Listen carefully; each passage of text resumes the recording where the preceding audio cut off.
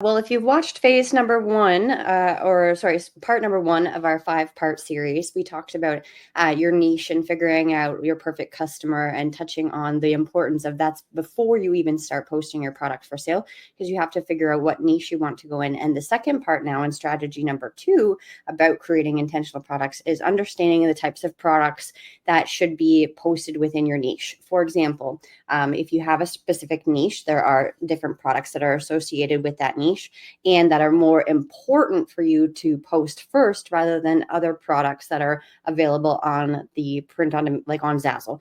Because, excuse me, there are over 1,500 product types and styles that you can choose from.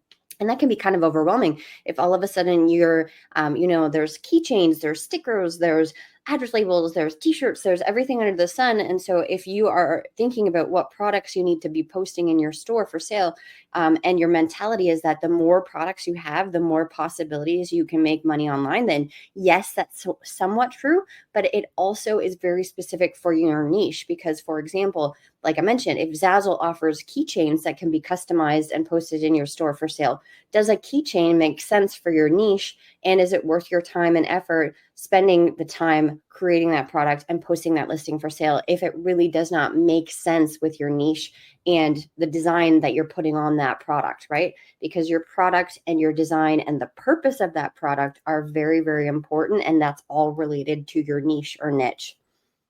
And partly, like, I mean, as Jen mentioned, you're addressing a need for that person that's interested in whatever that is, right? Whether it's and niche and niche can be very broad. It can be someone who is like really attracted to minimalistic design, and you can be selling both in sports and home decor and cell phone cases and also occasions, or you can be very specific and have something targeted. And like some of our clients, they love martial arts, so they targeted the martial arts area, and Mm-hmm. others targeted sewing, and others are targeted quilting, and others targeted fly fishing.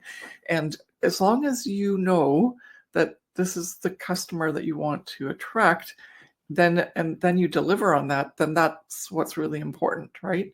Mm-hmm. And also then at that point you can really understand what do they need, right? You're not going to, well, maybe you could if you had someone who was fly fishing, like an aficionado, and then all of a sudden they wanted like you made a baby shower invitation for that. It's like the little fish are coming, and maybe that person does have a baby on the way. So I guess yes, you can make it work that way.